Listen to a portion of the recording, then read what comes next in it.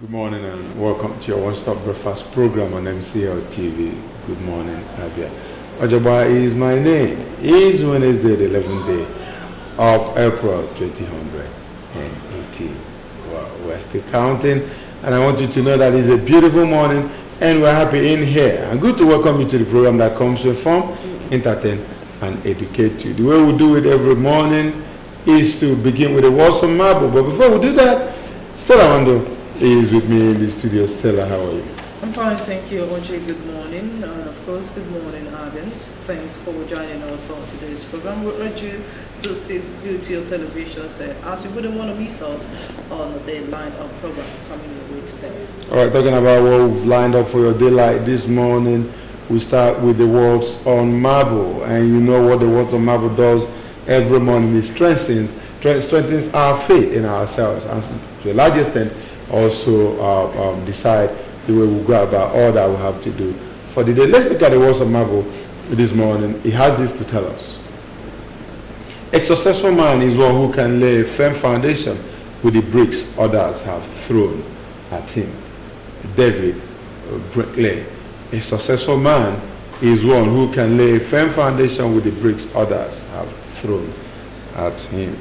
Well, some people feel when certain things are hurled at them is an insult, is demoralizing, but this morning is telling us that we cannot as well build foundations with those bricks. Of course, when we talk about bricks, not really talking about the bricks as we have it when it comes to building, but because it has to do with building, more like a idiom, is for you to know that everything you see in life, even from others, is also a way of your perfecting whatever it is that you want to achieve, for yourself. And so, talking of large foundation, it has to also, do with the way we relate with people, and to a large extent to the way people react to us. And by the way, you don't expect people to react to you the way you just want them to react. They react the way they want to react, and then you respond the way you want to respond as well. So it's about making use of what others throw at you. That's you. I also want to chip in that making use of what others have thrown at you, a lot of people find it difficult to put themselves together when such bricks are thrown at them. So we're urging them this morning that whatever the abuse is coming from, whoever that is involved, you need to keep pressing forward and utilize the bricks and of course others have thrown at you so as to achieve and of course make a firm foundation. Definitely, if you're in your workplace this morning or you're in your business place, wherever you are at home, holidays, watching this very program this morning, I want you to know that those things that you may have before now called targets, whatever it is that you've called it, giving it a negative meaning, try to change it.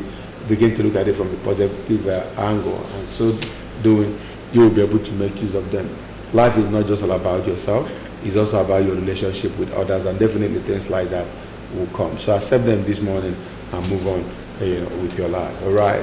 The next is the news update, and Stella Wando will take us on that ride.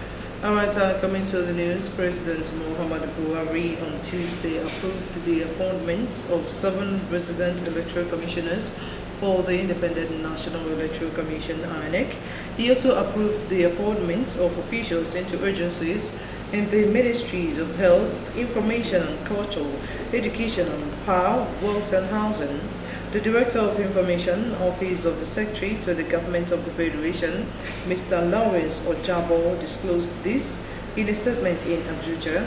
The new RECs are Dr. Emmanuel Hart, Mohammed Ibrahim, Dr. Cyril Omorobe, Dr. Uthman Ajibaba, Mr. Shegun Abaji, Baba Yusuf, and Yahya Bello. He said the appointments are for initial term of 5 years and take effect from April 17th. According to Ojabo, the new RECs will be inaugurated by the INEC chairman, Professor Mahmoud Yakubu, at the Commission's headquarters in Abuja. In the Ministry of Health, Dr. Abdul Karim Yusuf was appointed the Medical Director of the Federal Psychiatric Hospital, Kaduna, for initial term of 4 years with effect from April 8.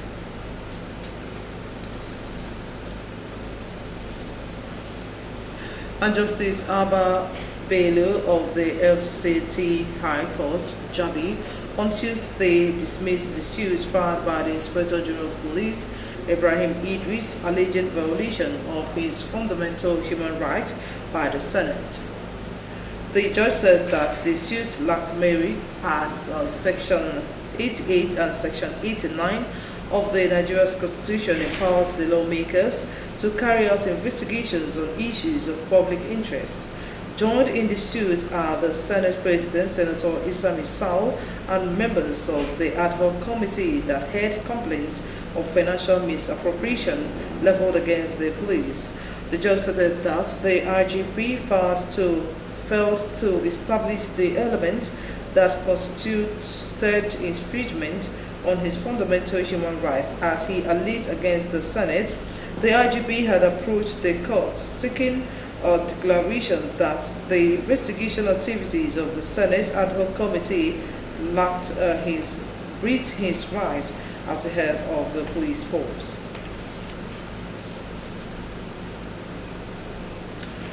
Residents and business owners of Wala Street have lamented power outage in the area.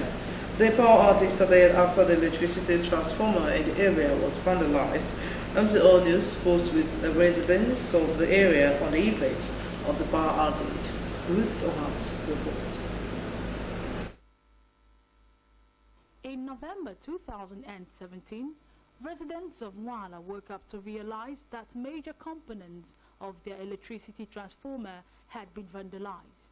It's been over 5 months now, and it seems like nothing had been done. Business owners and residents who spoke to MCL News lamented neglect of their major and only transformer. The origin of the problem is that there was vandalization on the transformer, and we approached the EEDC office in Abia.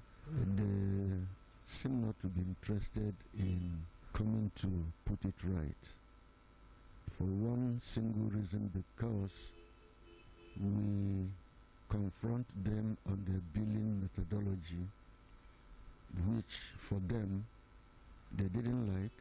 What did we do in the confrontation? We began to educate people on their rights as consumers, and also the rights of EEDC as a distribution agent for the electricity industry.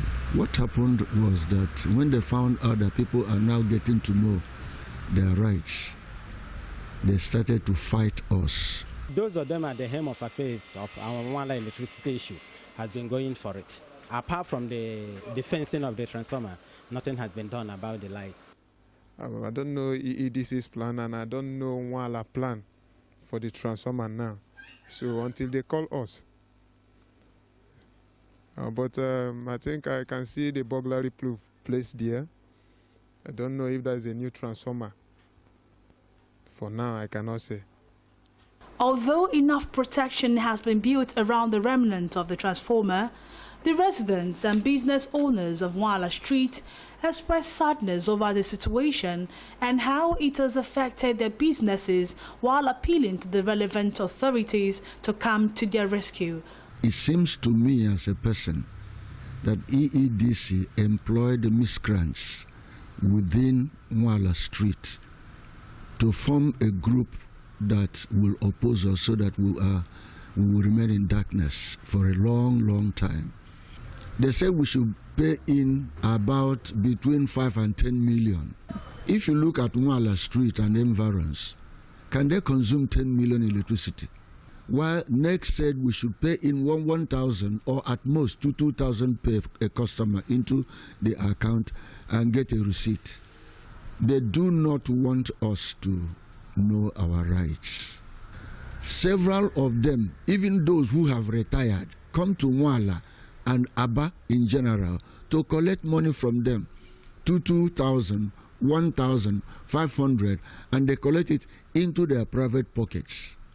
practice our work requires adequate lights to be able to deliver the work that we are doing and make a good work. But up till now, nothing was done. We have been burning fuel every day, sometimes 2,000, 2,500 every day for over 6 months. So I don't know what is really holding the whole thing. We are still pleading to the government or to the EDDC, let the transformer be repaired so that we can have light. This situation isn't the first to happen.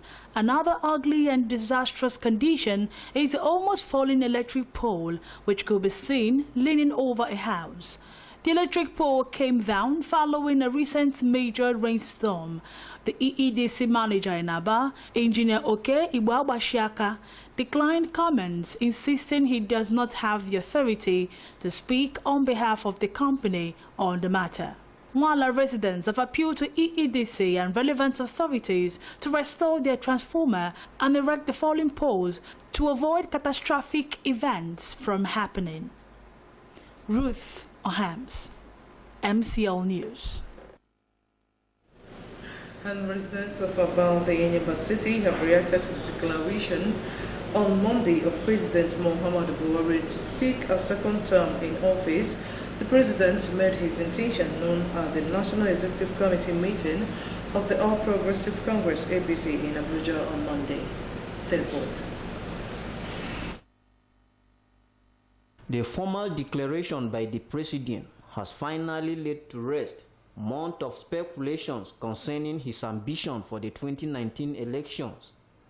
The president had, while declaring his intention at the party's NEC meeting, said he is seeking re-election as permitted by the 1999 Constitution and in response to the clamor by Nigerians for him to recontest in 2019.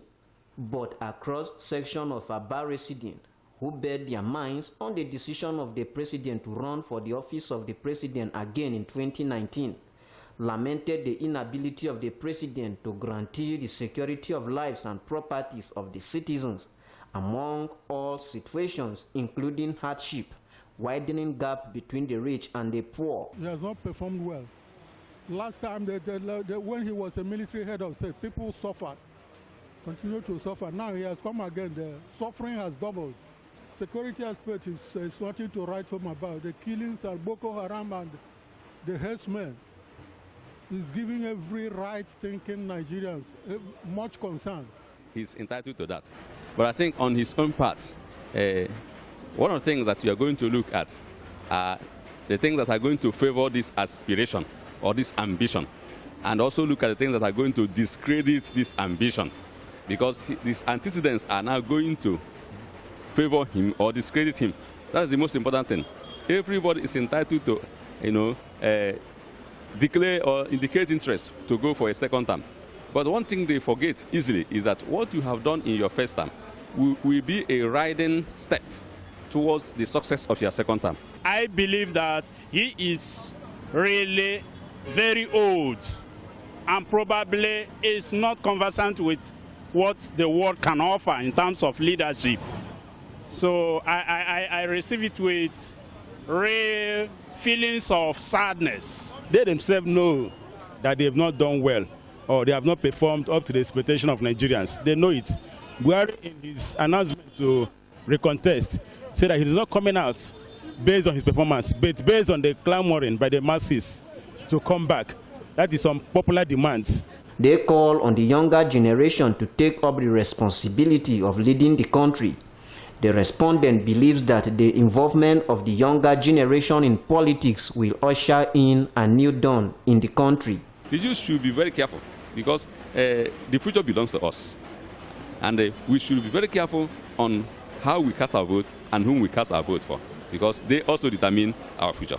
Some new breed are coming up. They say they've never tested political power because the old breed has always been corrupt. So some new breed are coming. We should give them a chance and try them out. Be wise, do the right thing. We are all in Nigeria, and we want the best for Nigeria. We want the government to do what they are supposed to do as the elected officers of the country, or officials of the country. They should do the right thing by providing those amenities or facilities that Nigerians require. As the 2019 general elections approaches, it is believed that Nigerians will speak with their vote. K. Con Gabriel, MCL News.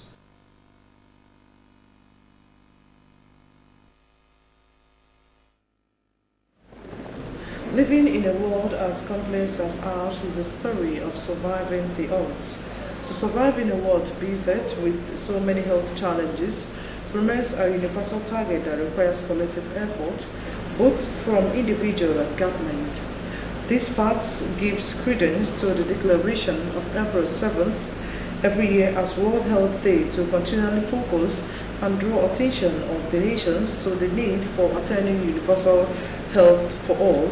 This formed the theme for this year's celebration by the UN and WHO. MCL News sought expert opinions in Abia on the reality of this year's theme. Ruth Ohams tells us more. The value of being healthy cannot be overemphasized. Hence, the World Health Organization and the United Nations setting aside 7th April of every year to celebrate World Health Day. Nigeria, as a member country, is not exempted from this celebration. Nigeria has been faced with disease outbreaks such as Lassa fever, Ebola, HIV, bird flu, meningitis, among others. The first World Health Day was held on 7th of April 1947. And while speaking with MCL News, medical practitioners enlightened the public on how best to stay healthy. One of those things people must do for them to be healthy is stress. You must manage your stress very well. People take some on so many stress. Good diet or balanced diet, nutrition is very, very important. People should exercise at least 30 minutes in a day. Another one that is very important is water intake. People should take at least 2 to 3 liters of water every day. World Health Organization recommends that member countries dedicate 13% of their annual budget to the health sector. But despite the recommendation, Nigeria is yet to remit up to 6% from both the past and present administration. The question is, what are the challenges facing the realization of universal health for all in Nigeria? The medical practitioners respond. Nigeria has health policies, but unfortunately, the health policies we have in this country is not meeting the wishes and aspirations of Nigerians. The health sector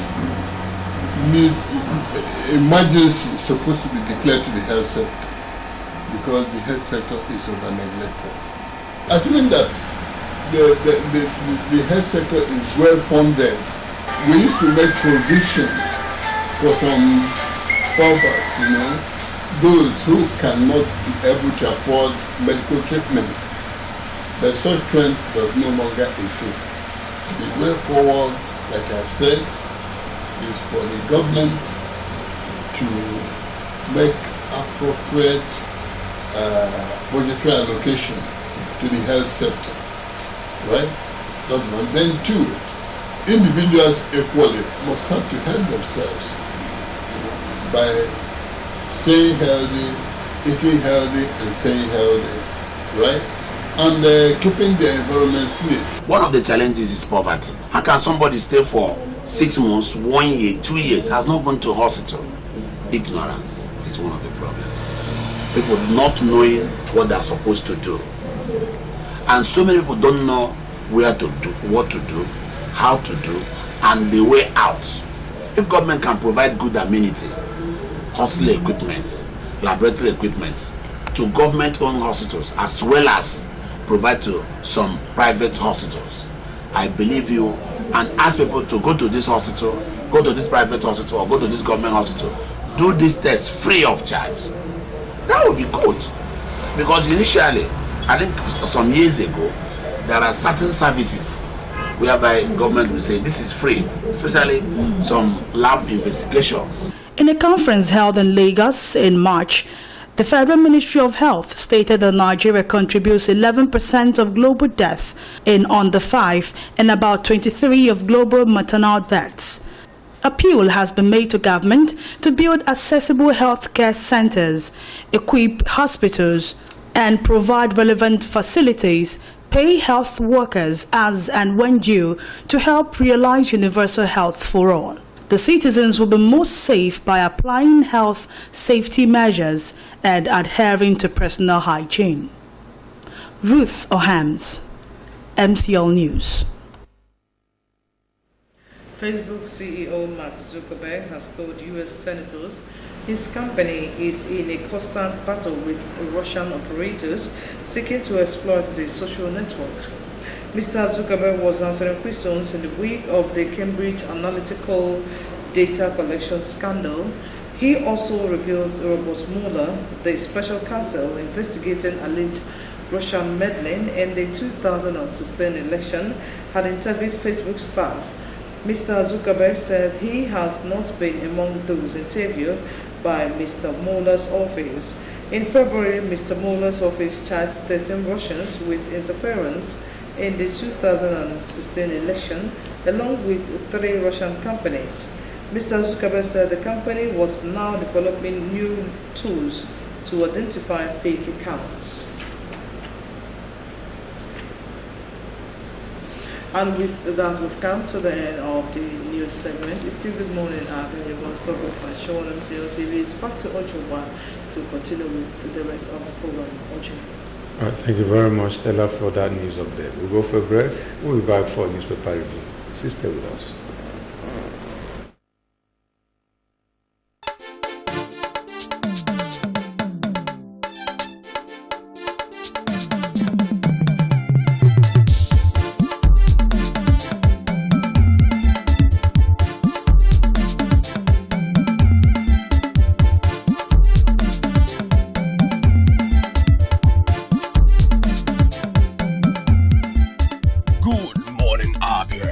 One-stop breakfast show on TV.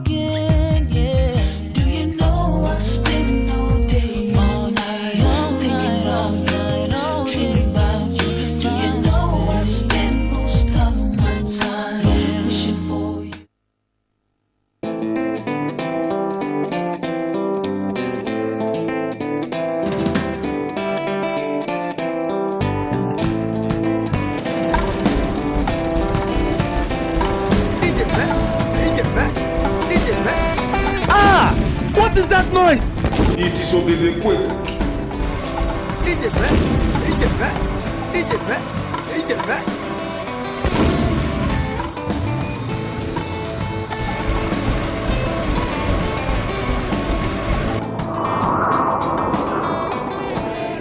What did they happen? Yeah, now they're gonna go.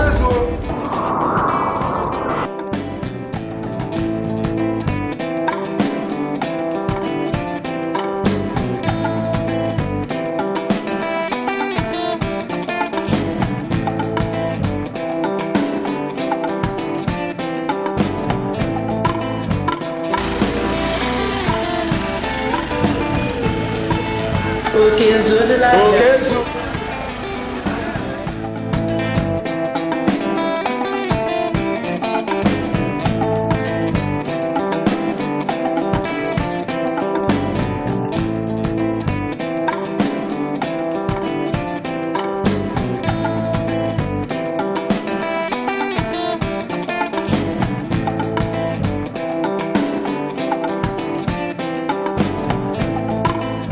Time to rebuild Abia.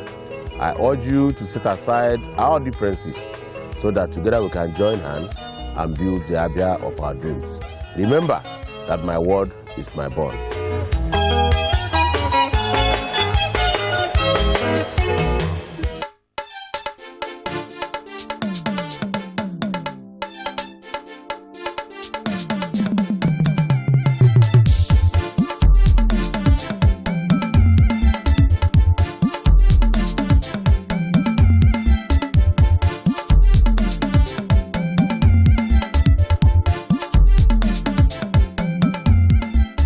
Good morning, Abia. Your one-stop breakfast show on TV.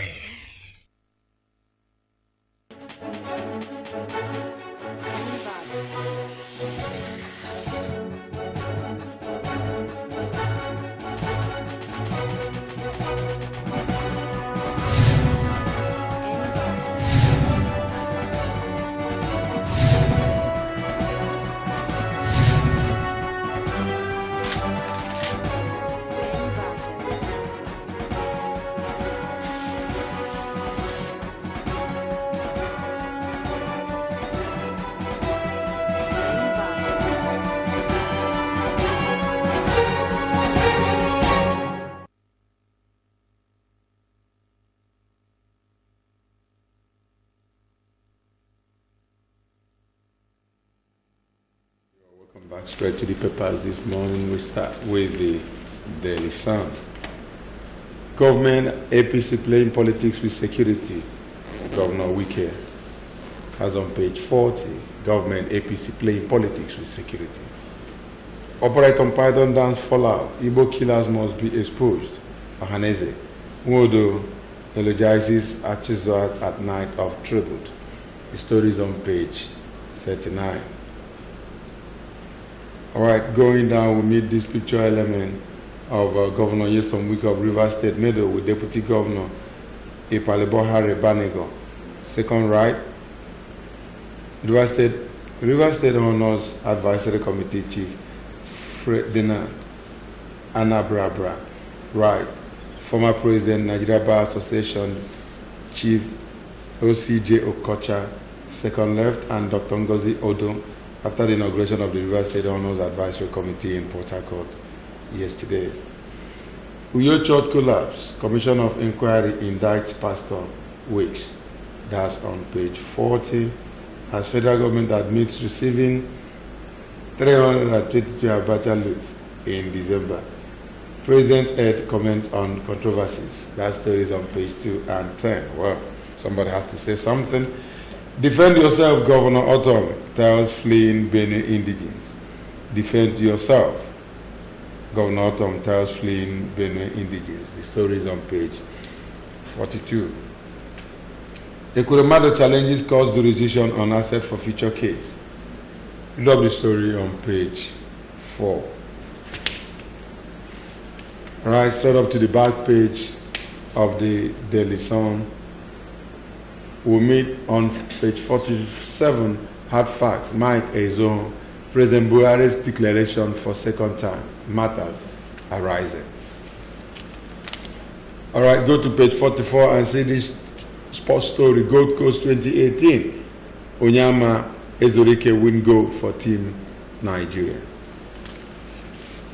We move down to meet Steve Nwosu on Front Talk. Government by deceit. Government by deceit, and we have the faces of President Buhari and that of Trump of the United States. Okay, let's take a bit of this very article, read up the rest after the program. It said, what this Nigerian idea of keeping us gazing when? Actually, we are not gazing. We can see through it all. We already knew the answer even before they posed the question. Nothing was left to the imagination. All right. Read the story yourself and find out what this is all about. That's it on the Daily Sun. And to the Nation newspaper this morning, at the top left of Nation newspaper, second Niger Bridge, 46% completed, says federal government. It's found on page 9 of the Nation newspaper. 22 houses, Ekwuremato gets April 26 date. It's found on page 7 of the Nation. Tax, EFCC recovers 28 billion naira for Federal Inland Revenue Service. Go to page 6 and get the details of that story. Belema Oil Chief says U.S. office in Rivers State. It's found on page 41 of the Nation newspaper. And on sports, Aruna Quadri begins singles campaign. Go to page 39. I'll read up the story. Moving down, I made 100 million naira from kidnapping, says Edo Hesman. Go to page 5 and get the details of that story. And the boldly written headline that says, exposed, Oyegun's hidden agenda on tenure extension. Party, no such plot. Go to page 6 and get the details. Teleology gets 90 days to pay $450 million for 9 mobile. Go to page 6 and get the details of that story. Now moving down, protests as Buhari arrives in London. Let me take it again. Protests as Buhari arrives in London, and the write-up there says presidency looters behind it. It's found on page 6 of the Nation. The headline on top of the picture element, Ayade weeps as he signs historic 1.3 trillion naira budget. Go to page 7 and get the details. And of course, beneath the front page of the Nation newspaper, police recover 168 guns in Imo State. Read up the story on page 43 of the Nation. Buhari appoints MDAs and INEC chiefs. Start on page 9 of the Nation. Now straight up to the back page of the Nation newspaper, coming from Louis Odion, the bottom line. It says, Oyegun and the Abuja disease. If you want to know what that is actually talking about, go to the back page of the Nation newspaper and get details. Moving down on repos, my achievements in government visible, says Jonathan. My achievements in government visible, says Jonathan. And the response there, yes, very visible. We can see the new Niger Bridge. Trying to, make mockery of the statement coming from the former President Goodluck Jonathan. And that is it with the Nation newspaper this morning. All right, the next one is the New Telegraph. The last, definitely not the least. Governor signs 1.3 trillion naira budget, breaks down in tears. Ask God to help him realize budget. Okay, federal government's 100 billion naira sovereign so-called bond listed for infrastructure. That story is on page 4. And on page 22, you have federal government and Ike Kuremado clash over 22 houses. Federal government makes new appointments into MDAs and INEC. Stories on page 20 as Senate directs committees to submit 2018 budget reports. Find that story on page 6. Randy lecturer OAU to probe allegation in 72 hours. That story is on page 8. All right, going down, we meet the major headline: Buhari's second term bid. OBJ, IBB, Danjuma, not God, minister. OBJ, IBB, and Danjuma, not God. Minister have said Nigeria will break if he wins. Coming from Masor, Nigeria will break if he wins. APC UK to buy his nomination form. APC UK to buy his nomination form. President to speak to Nigerians on return from UK. Find this story on page 4 and 5. Insecurity, Army threatens commanders. Set up court martials for 2019 elections. Weekend security is politicized. Find the stories on page 5 and 6. Diabetes new skin test eradicates blood finger prick. Find this health story on page 10. Well, the picture element before the story headlines here is that of Bauchi State Governor Mohamed Abubakar, fifth left health officials, nursing mothers and their babies during the inauguration of the 2018 Immunization Plus campaign in Bauchi yesterday. And going to the back page of the New Telegraph will first meet on page 14. Bola Wane, should Buhari unilaterally seize excess crude funds? Should Buhari unilaterally seize excess crude funds? And on page 37, you have the sports. Commonwealth Games, Team Nigeria in dramatic gold rush. All right, we'll move down to hard choices by Festus Okoye, and this morning he writes on crisis, conflict in criminal justice administration, a part 4 of it. And here you have the face of the CJN, Justice Walter, on ahead. And just a bit of the article, it says, compliance and giving effect to the law is not an option of charity. If we do not comply, our people will lose faith in an ordered society and resort to extrajudicial and extra-constitutional means of settling their disputes.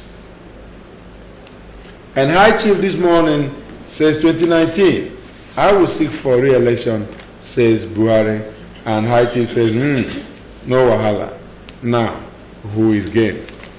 All right, that's Mr. President's choice, and he says, who is game? Who is with him? Who is going to roll with this? Okay, that's just what the whole thing is all about from High Chief. All right, the tip of the iceberg is what we do every morning. We, as usual, urge you to get any of the national dailies, a copy of the national dailies, and read up the stories yourself. Stella, so much, and it's all centered on. But I also, the headline that actually caught my fancy is the one of Buhari protesters, protesting when the president arrived in London, saying that blaming the president on the EU's in the country, and of course they also threatened to take it to the Commonwealth, where he will be meeting some other political leaders. So I think the president should really look at or to think of what to do to see if he can make a change within the little time before we get to 2019. Because looking at what we discussed yesterday, and of course our callers yesterday, Nigerians are really not happy about the way things are going. And of course some others also said that why did he just declare his intention and the next day move out? No, the same period. He didn't really wait 24 hours. Yes. He did it and left immediately. It's generating a lot of controversy. Nigerians in London now waited for him to arrive. Immediately he arrived, they now started protesting, blaming him not to come back again because he is the cause of the issues we all are experiencing in Nigeria. I think the president really needs to sit down and think of what to do to alleviate the suffering of the masses. Definitely, anybody that feels he is responsible is not wrong. Reason is that he is the president. Boss stops on his table. After him, there's no other person. So if there's improvement in the system, he takes the glory as well. So if we're going there, he has to take the blame, and the blame there is not fictions.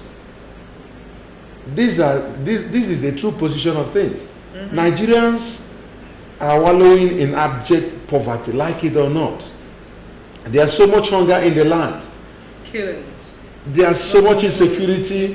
And the worst part of it is that this president is not making any bold statement. And there are times that even if you don't say anything, your body language speaks. Yeah.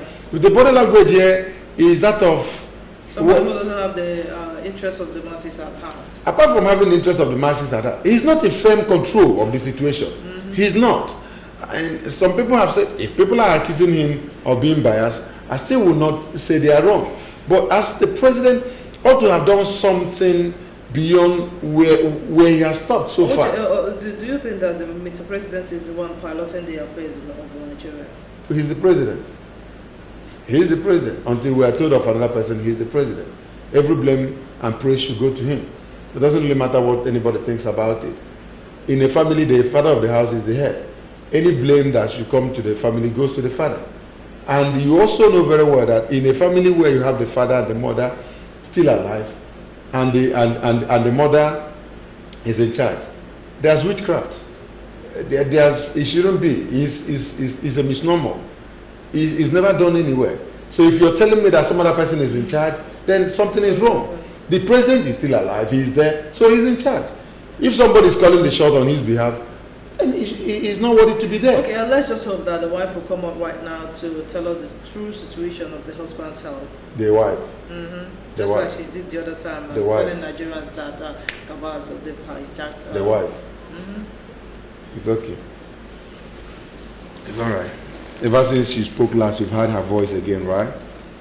I don't know the last time you heard her speak. But if we're waiting, well, I think the one that got me, thinking here, he says OBJ, IBB, Danjuma, not God. You see, they've already started playing politics. They've already started with the present declaration. People are already saying no matter what Obasanjo thinks, no matter what IBB says, no matter even the attack of Danjuma, they are not God, which means God is already with the president, for, in his second term bid. So it's politics. It's what is expected. What else do you want anybody to come out and say, especially those that are benefiting? Yes, I want to also agree that every government favors some people. It can't favor everybody. Yeah, sure. But at the same time, the vast majority, the people out there that are being governed should have access to good life. Good government. I don't think I've ever seen in the history of Nigeria, I think by God's grace I've grown up elected in this country. Somebody that have hit 50 and still counting, you're not a small boy. In a city, in a country like Nigeria, I can't even remember the last time we were in this state, in the condition we are in this nation, where there seems to be no vision, where nobody knows where we're going. We don't even know what is going to be of us the next 2 years. Yeah. You're not certain the security, apparatus is ready to answer your call when you call. You're not even sure that the next year is, you're going to have, things smoothened than it is right now, as it has to do with putting food on the table. Things are getting down on a daily basis, and nobody seems to be talking about it. It's like we're now in a jungle where it becomes the survival of the fittest, where nobody wants to really have a well laid out plans on how we're going to come out. I know that years back there used to be what we call tender board, where if you go to the Ministry of Works, you will see everything that the government wants to do, they will itemize it, and it will be in the order of priority. But in Nigeria, we no more have such thing. It's as if you're on your own, everybody you're on your own, whichever way you want to head. The way you want, you're on your own. But I also believe that we're going to get it right.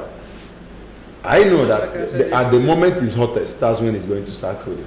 At the hottest point, you start, expecting. Let's just keep our fingers crossed. Yeah, we have to keep our fingers crossed and hope that it won't be for too long. They're keeping our fingers crossed, because we'll be keeping our fingers crossed for too long now.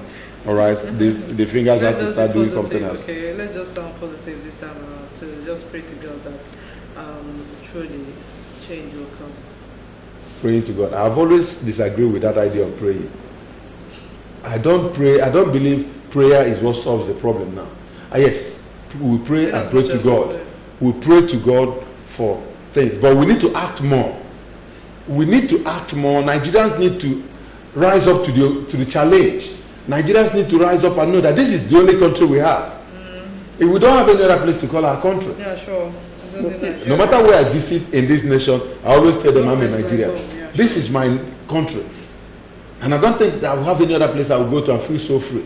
I've had the opportunity of going to so many places, traveling to countries, but you can never be at home, at peace too, in any of these countries. It's only in Nigeria that once you step foot here, you feel you're at home and that you want to move around freely. So I think somebody should also know that Nigerians are beginning to get wiser. We need to begin to look the right way, the right direction, and we need to begin to tell those people that have not been representing us well to leave us alone. Well, with the help of the media. That is what we're doing from this very platform. Yeah. Thank you very much. That's the most we can take of the papers this morning, which also completes our news bulletin. We'll go for a break. When we come back, the program will continue with the discussion segment. Don't go. We'll be right back.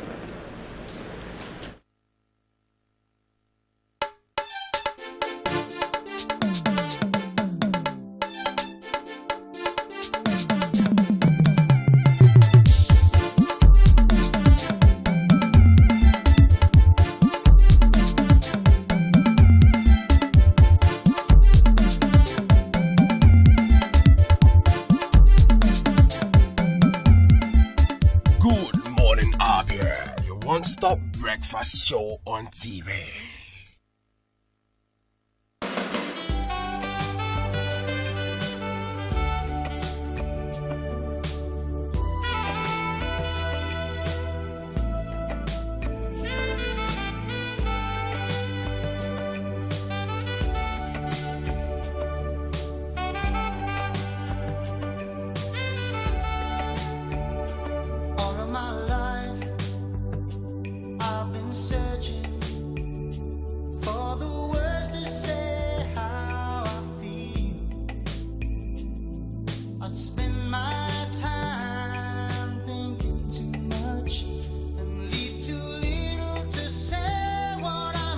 For inquiries and booking, contact Address Hotel and Suites at number 18 Opobo Road, Obo Hill, Aba. Telephone 081 000 00895 or 081 000 00896. Address, the pride of hospitality and tourism. Have you heard of Prescal World and Heaven Options Limited? Prescal is a home of the red image right here in Abia. Why go to Lagos or Port Harcourt for your direct image jobs? Come to Prescal World and Heaven's Options located at number 145 Azikiwe Road, Abia for perfect cover page, journals, magazines, brochures, and flyers. We also offer printing services in digital flex and billboard, window graphics, posters, stickers, heat transfers, ID cards, complimentary cards, monogram, and car branding. Heaven Options offer you entertainment services like event management, ambulance services with well-dignified undertakers. We can also boast of 3 months ordinary program in computer training, 6 months certificate in computer training, and 1 year advanced certificate in computer training. Why not visit Prescal and experience that quality jobs? For inquiries, call 080-33-22-6115, 070-40-24-7196, 070-84-69-8165.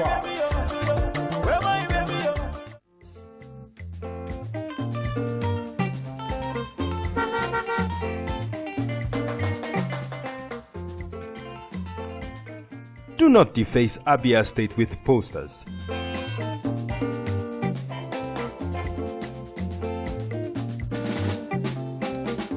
Do not defecate on our streets. Do not litter Abia State.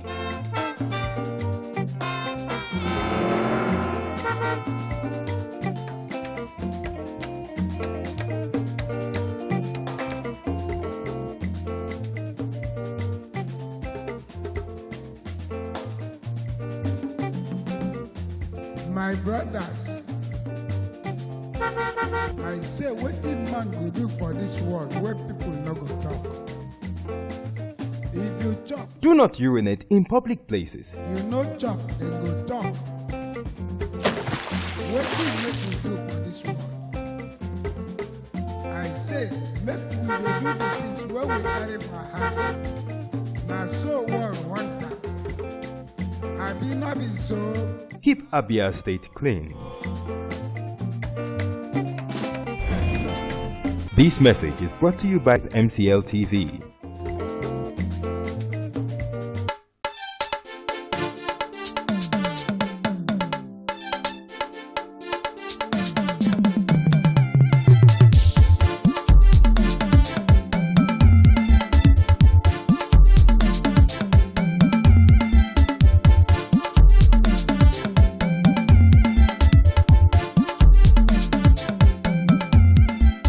Good morning, Abia, your one-stop breakfast show on TV.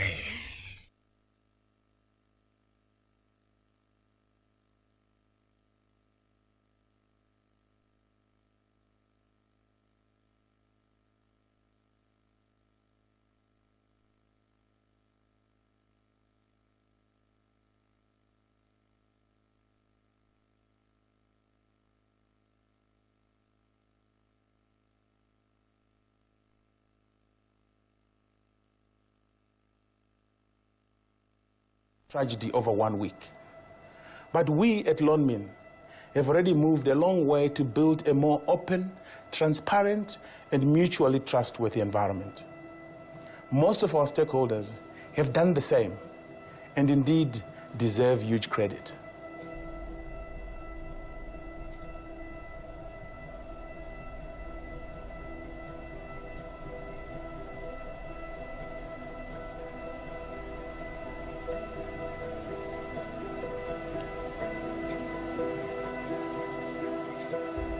With our stakeholders, with our investors, with government, that mining companies come up with strategies to ensure we can benefit from the boom when it finally comes.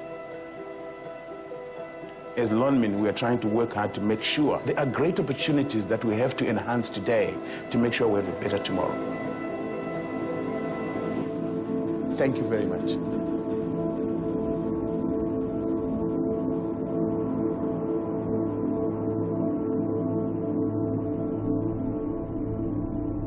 Marikana is a place of contrast, and that was before the massacre.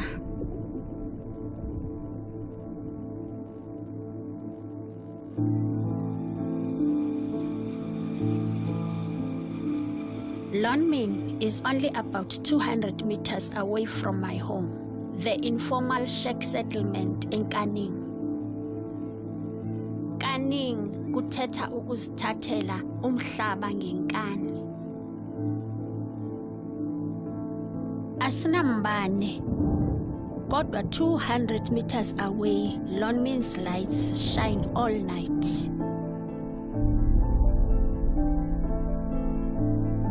The land of milk and honey is just one of dust and iron.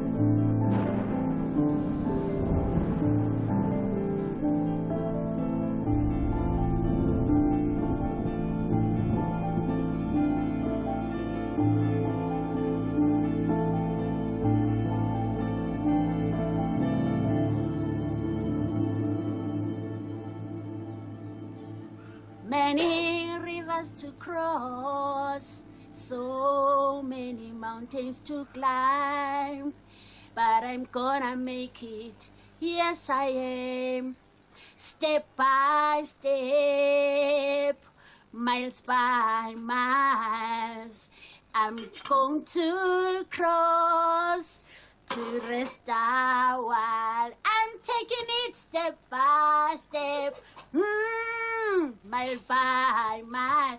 I'm going to cross to rest a while.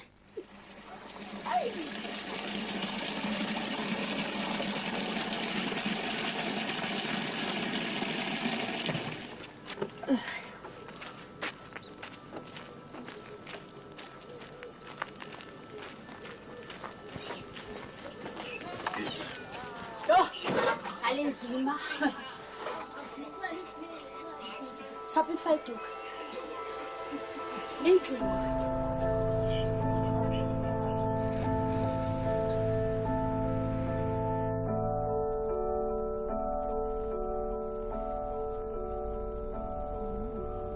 Makhulu, Timlo, apha kusesikolweni sam.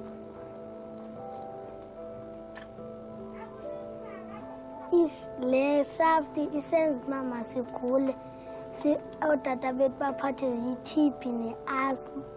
Apha kulapha otata bethu bafela khona.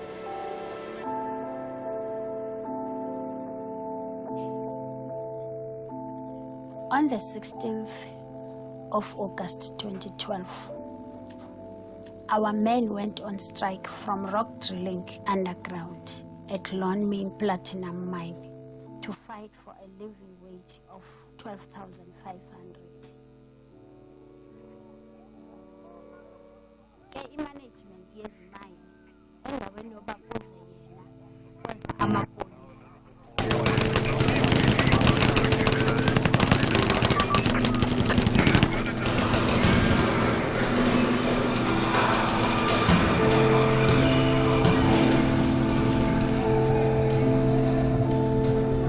Representatives to Pandenzi Commission. ezawuphanda lento kufumaneke inyani. The Commission will examine the labour policies, procedure and conduct of Lonmin. It will also scrutinise the role played by government departments related to the incident. Who was leading? Who ordered? Who gave the orders? Which conflicts were you referring to? Whatever happened represents the best of responsible policy. Nothing at all in a democracy should ever justify the police killing its own people.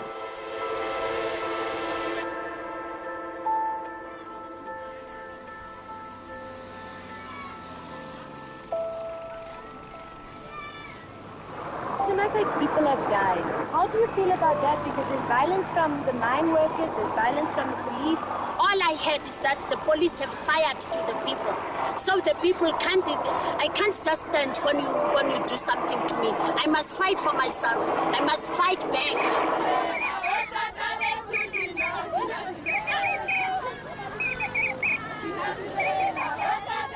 My name is Primrose Sonti. Can you spell Sonti for me? S-O-N-T-I. Thank you. Primrose, can you tell me how long have you stayed here in Marikana at Lonmin? Woo! I'm sure it's over 17 years, if I'm not mistaken. It's a long, long time. What do you think is going to happen now to make a change here? You know what we need? We need government now. We need the government now to solve this problem.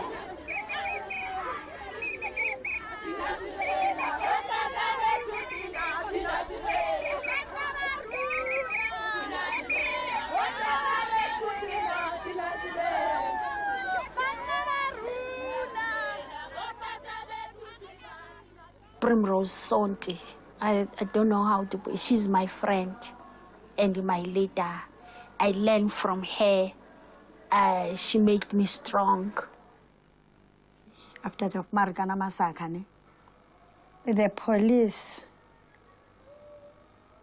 were always surrounding this community.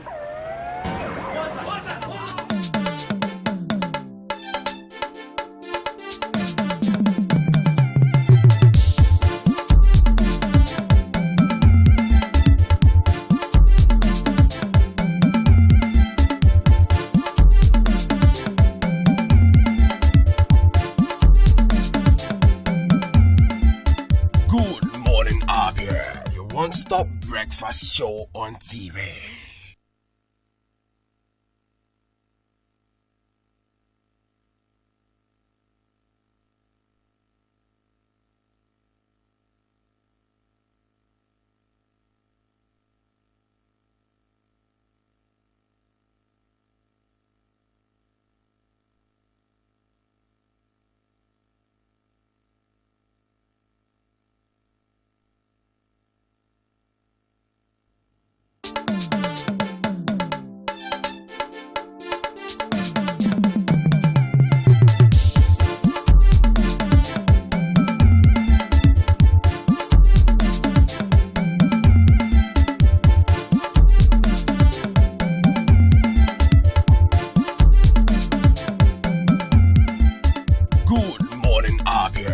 Non-stop breakfast show on TV.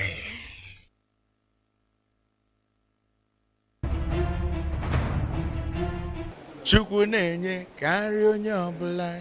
Chukwu na-enye karịa onye ọbụla. Ọ na-enye ka ndị ọrụ bekee na-eri ikpe gị n'ọnwa n'ọnwa. Ọ na-enye o, ọ na-enye o. Hello, my name is Buchi. Keep watching MCL TV and don't go away. Aye, God has given you victory. Aye, He has given you victory. Aye, God has given you victory. Aye, He has given you victory. What's up, people? It's your boy E-Ben, ministering to God's children, and you're watching MCL TV. Don't touch that dial. Peace. I love you.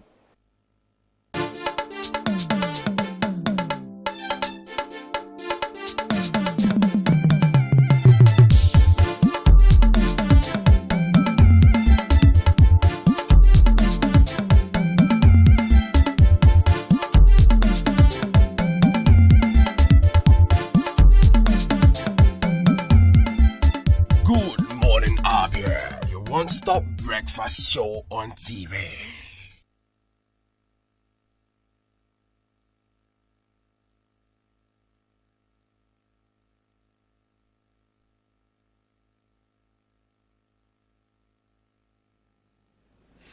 You're welcome back. It's still your one-stop breakfast program on MCL TV. Good morning, Abia.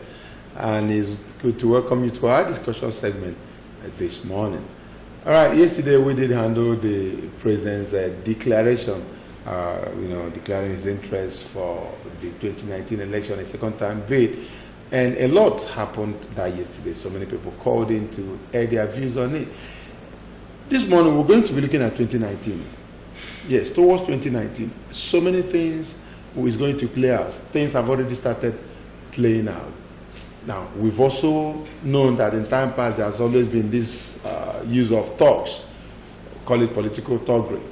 There's been hate speeches, propagandas, a whole lot of things that are used to play politics. Now, what are we likely to see between now and 2019? Okay, Mr. President have declared his intention, so what happens next? We hear people that have been talking, name them, against him and for him as well. But for you, great people of this great nation, watching this program this morning, what do you think? What is your own feeling of what is going to be of Nigeria between now and 2019? And so we're going to be focusing on towards 2019 election. What are we going to do? What should be our body language? What should be the position of Nigerians as to get things done and done right in our country? In the studio this morning to discuss this issue with me is Honorable Chima Brown. You're welcome to the program, sir. Thank you. Thank you. It's so good to have you here. You're going to be coming from the angle of an active politician and still a young man too. Why are the young people just used for thuggery? And at the end, that is where their own ends too. All right, the next person is one who is always vocal. I call him a vocal man. And no matter how he wants to put it, he's a vocal person because when it comes to speaking the truth, he says it without minding who is involved. And today he still feels that he's the only living saint, talking about Saint Moses Obonna. Good to have you in the program. Not a feeling, I am. Good morning. Well, I know that saints live and they do all sorts of things, but at the end, it's all about their belief that singles them out as saints. They believe in something and they hold on to it, and also they do it transparently. Well, gentlemen, it's on this note I officially welcome you all to this very discussion. Let me begin with you, Chima Brown. You've been part of politics for some time now, and you see the way it has been played over time. Now, why does Nigeria believe so much in thuggery? We're looking at towards 2019. These things, before you know it, will start playing out again. Why do we use that instead of addressing the people in a polished manner, telling them their agendas, and the people to being able to look at us as individuals? We resort to thuggery. Well, you see, the political terrain all over the country is loaded with individuals who are out to take advantage of every situation. So politically, you see that the key players, being the candidates, they go about using talks to protect themselves and to protect their interest. But that should not be the way politics should go in Nigeria. But it's like nobody wants to make a change. People have been winning elections via thuggery. Almost in every election, you hear people carrying ballot boxes, you hear people being killed, you hear people being maimed. What is the cause? Because the person involved wants to ensure victory at all cost. There is a mindset that a politician should have so that there will be less thuggery in the system. And that mindset should be to be gallant in their mind, to play it the sportsman way. So that if you lose an election, you know that it is part of election, that losing is part of election, as victory is part of election. not winning at all cost, by hook or by crook. So until we avoid that part in politics, there will always be political thuggery. Is it true, Sir Moses, that this has really played a great role, and that's why democracy is not improving in Nigeria, using thuggery as a means of winning elections? As a legal practitioner, is there law favoring that, or is it just what we develop on our own, and how can we correct it to be able to have a quality elections? Thuggery has been part of our electoral process. In fact, I used to call it the 11th commandment of election in Nigeria. When you have exhausted the legal guidelines, the 11th one that is not contained there becomes thuggery. You see, if you look at immediately after the independence, the wild west, thuggery, where the Yorubas employed all manner of weapons to make sure victory is achieved. If you come down here, it's the same. Why?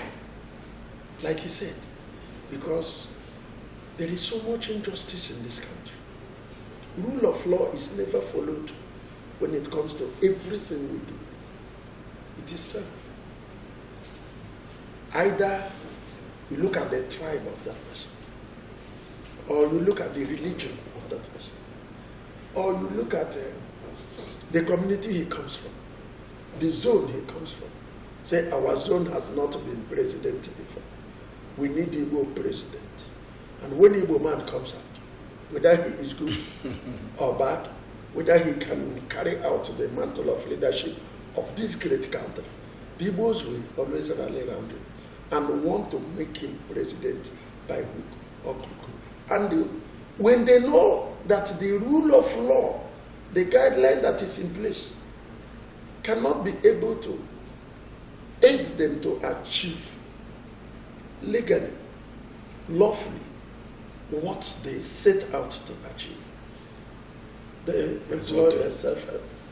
So, we are where we are now because of our inability to, one, set up a guideline that is practicable, looking at our side of things, or where the guidelines are there, our inability to practicalize it and enforce it.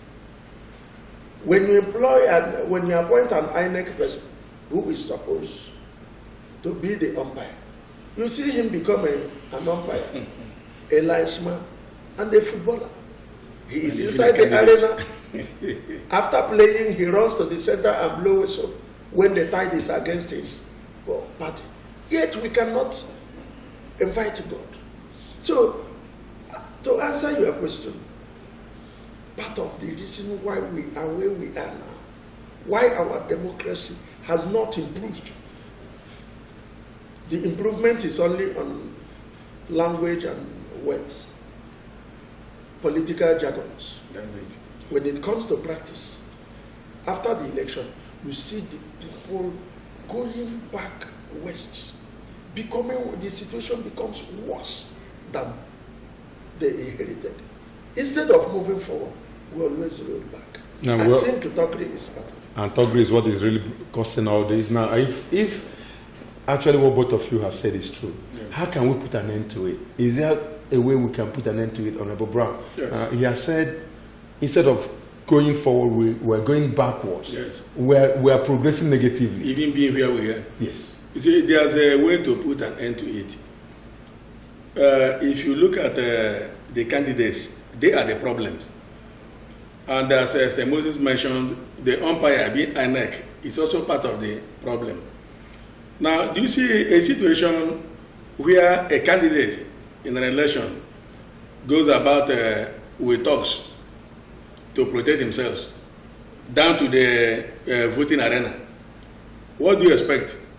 They must ensure that their boss, the man they are following, wins the election at all cost. And they lay about, even after voting, they don't go. Even when they don't have a voter's card, they are there. Now, what is INEC doing to check such a situation. When people are told, if you vote in an election, leave the voting arena, they don't obey. Because of what? The police that is involved and is as well guiding the candidates are also becoming partisan. By them being partisan, they will not only protect their votes, but they protect their talks.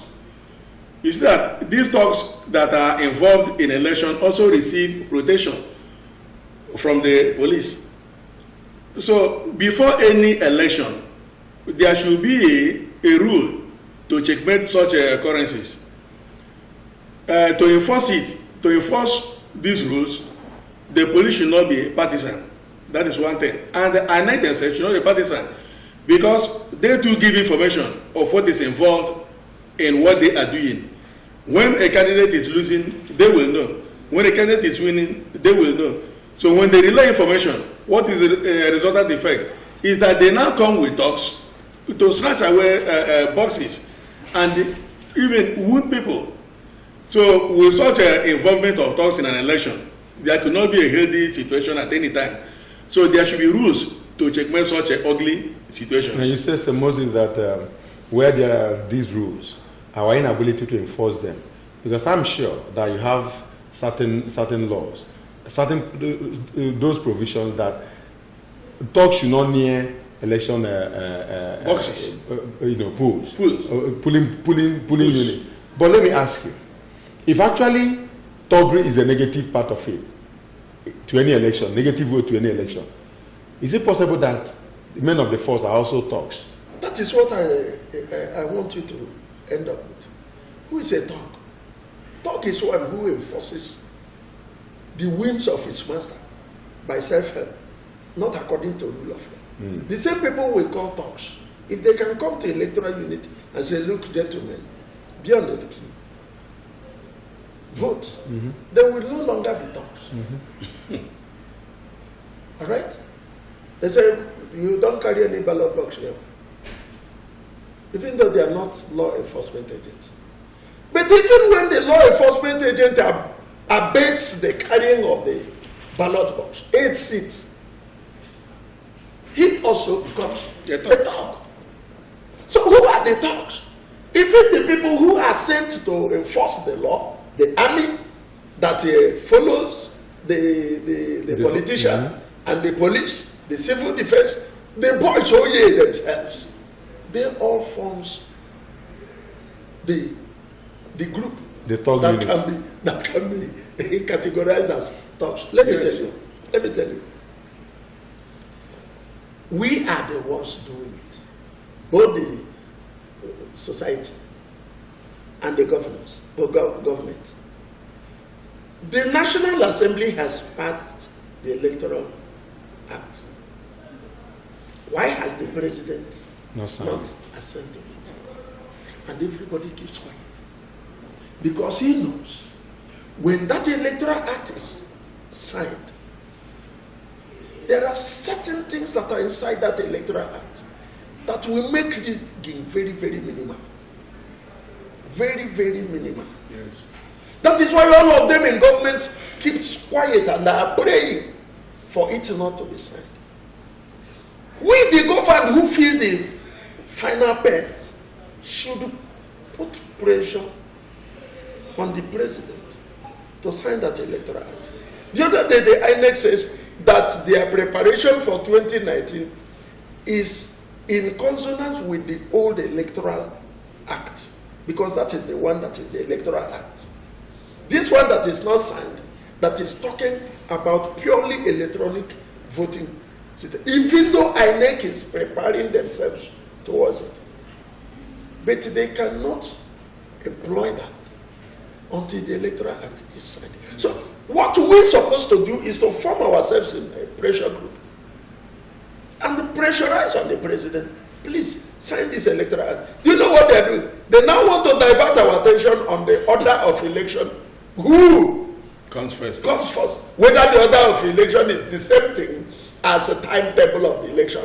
They have thrown us into that controversy so that we will be in that controversy. And the president will use it as an excuse not to sign the Electoral Act, so that we go back to the era of snatching ballot boxes. because he knows that is the only way he can win the election.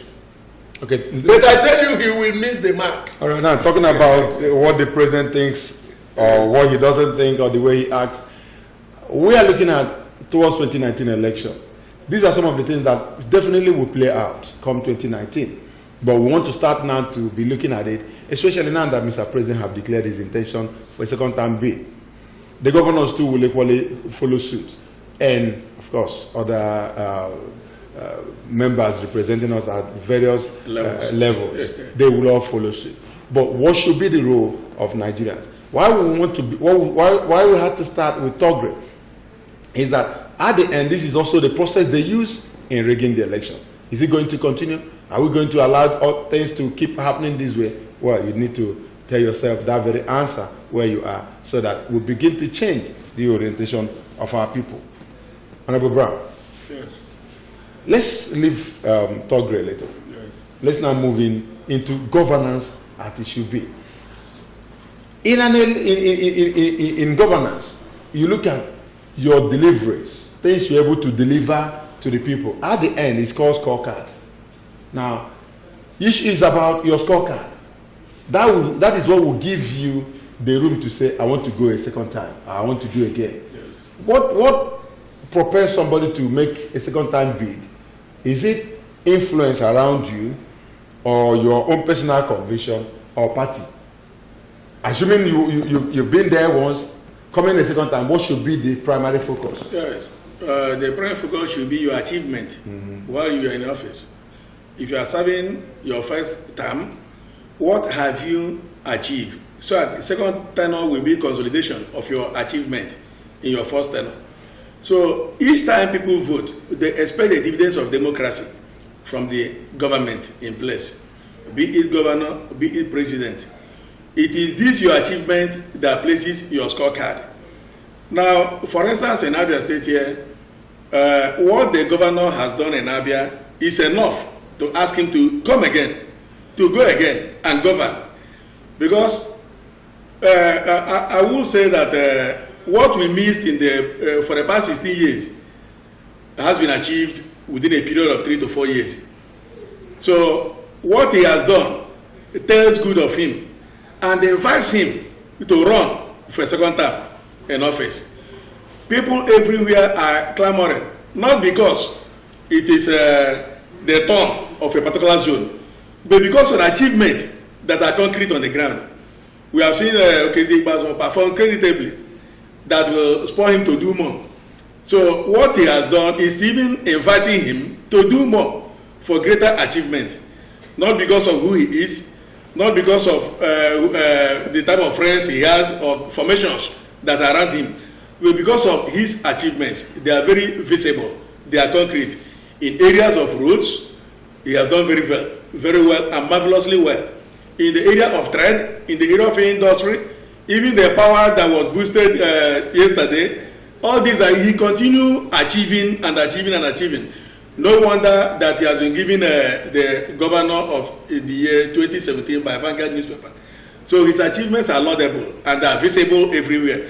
If any person, be it governor of Abia State or any other state, can achieve such feat, the people will definitely invite him to run for a second term. In other words, towards any election, what people should look at is the person's performance. Yes, your performance, your achievement. But that doesn't not mean making noise. Now, he's a silent achiever. When you look and at, he has done well. When you look at it, it's not just about your own personal conviction. It should also come from outside. That is it. We should look at that in that scorecard. You're not going to be the person that will praise yourself. No. It's going to be about the people you've led so far. Now, Moses, if actually what Brown have said is anything to go with from the state level, now let's keep expanding it.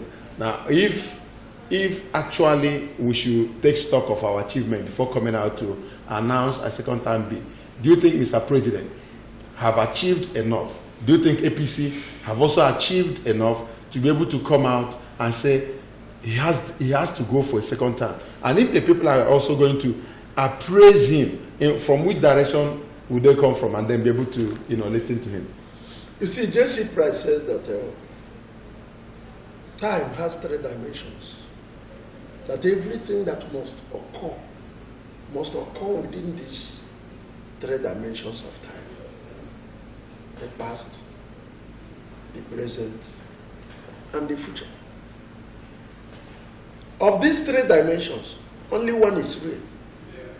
The past. The present is so fast that you can't even sit on it. As we are seated now, we can't sit on present. Because we started this program by 9 o'clock. Look at the time. Present is still on. Before you look at a governor or a president, what will judge, determine his future, comes from his past.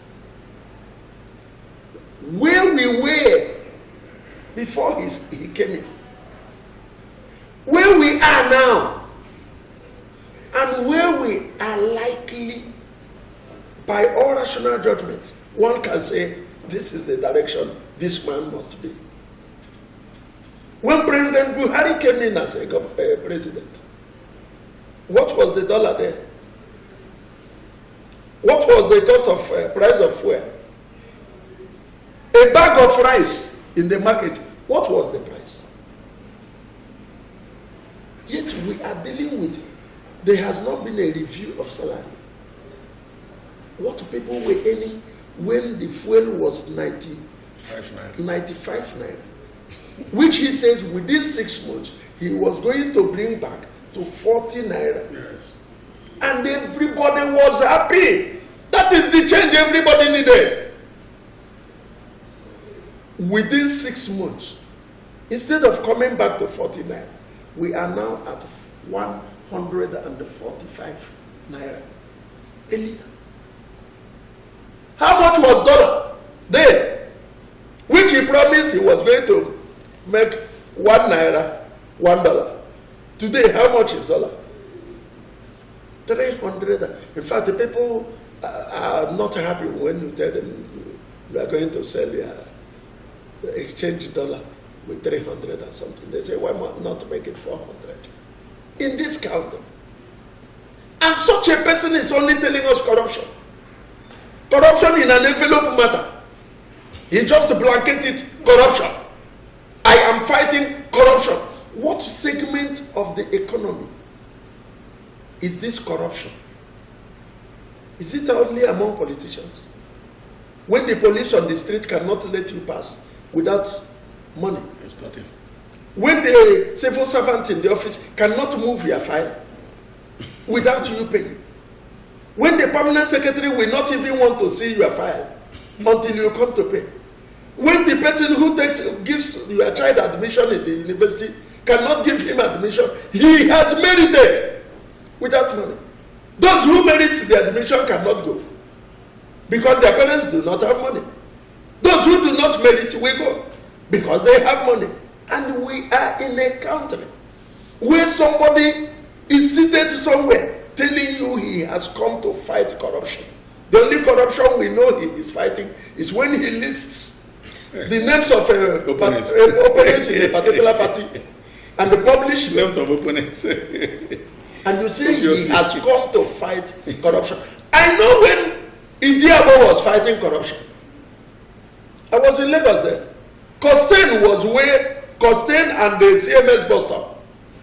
Those two bus stops, if you're able to enter bus there, you are a genius. You are a genius. We learned how to dive. As the bus is coming, you run along with it and stop one just suddenly to push back all the other people that are running with you to gain entrance. So we used to pride it that I can enter bus at CMS. But when Idiabo came in, you see queues. You go to post office there, nobody will tell you to be in line. Yet, corruption is on a war. There is a war against the corruption in Nigeria. Keke people cannot move without parting with money. Okezi Ibazu bought cars for police. At every junction you see police vehicles armed to the teeth, fighting against you. Keke people collecting, using the gun to collect 50 naira. Checking particulars, that is the only Crime I know police in this state. Fight. Particulars. Whether you have driver's license or not. Their particulars has expired or got back. That is the looking for fault. Kind of correct. In fact, they are unhappy when their particulars are correct. Yes. Very, very unhappy. They are unhappy when you carry your genuine private property with the receipts. Oh, this man, why now? Why did you carry the receipt? You should have carried their property without receipt and say suspected stolen vehicle. And yet, we are in a government that shouts corruption. Because Nigerians have been pauperized, I used to say. Everybody is hungry. They believe it is the politicians that have looted their phone. So the moment you push the word, looter, they say catch up, kill them. Nobody is interested in verifying whether it is true or not. I want to tell you, if you look at Okezi Ibazu when he declared his intention, he said, I met the infrastructure in this state in a zero state. Zero state. There was none, at least in Abia. Abia was impassable. But today, we have cause to smile. We have cause. I went to Ebonyi State the other day, another PDP state. Those who are labeled corrupt. Go to Ebonyi State. Go to Akwa Ibom. Go to Cross River. Go to all these PDP states. You will see that the mistake they made was not looking at when your time is up. Yes. If at the time Jonathan's time was up, Jonathan realized it and said, not, it is your turn. Take your turn. Mm-hmm. We wouldn't be suffering what we are suffering today. Mm-hmm. That is the apology, secondary cylinder. That singular mistake has cost us before, like I said about 3 dimensions of time.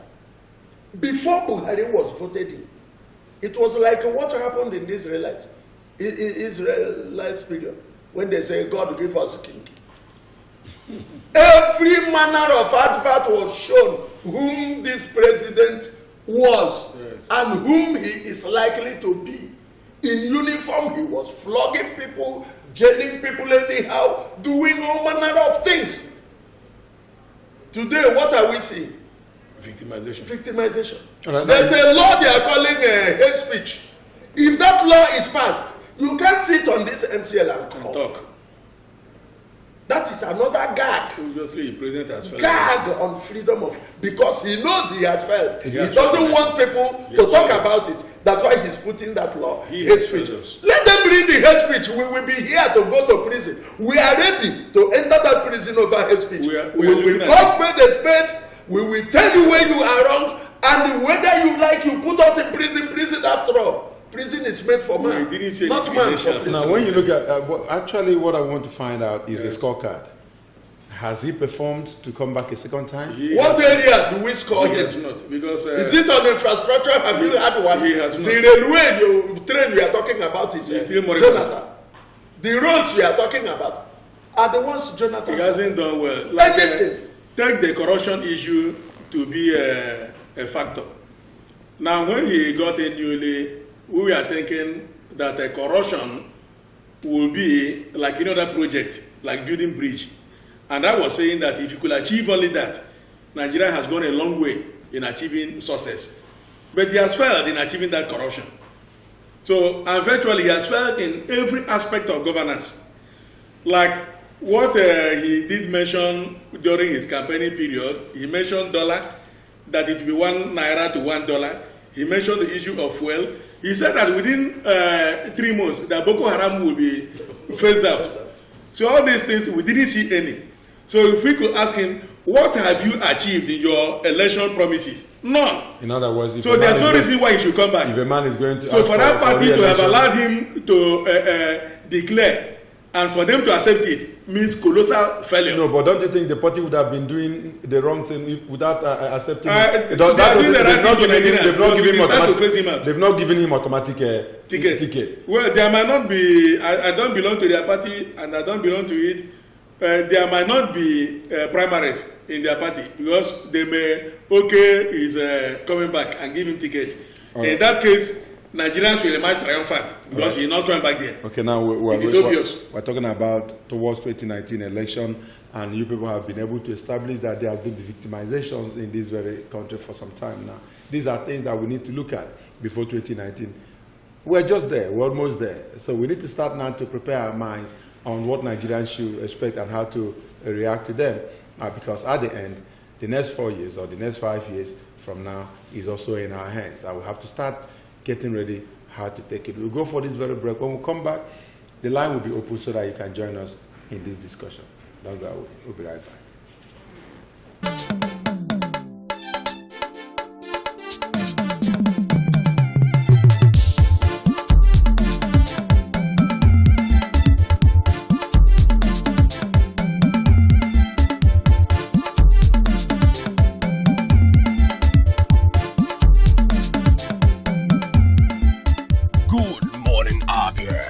Stop breakfast show on TV.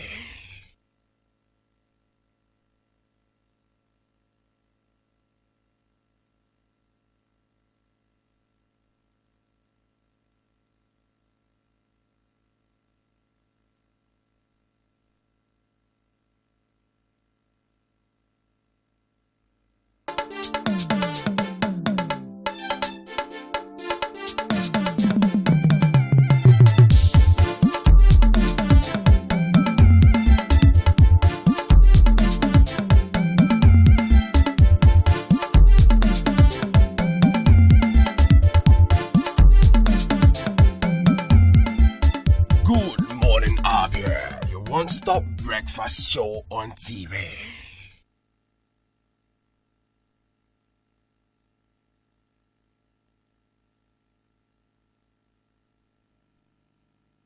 Good to have you back. The line is now open. You can join us in this very discussion. Let's know what you think towards 2019 election.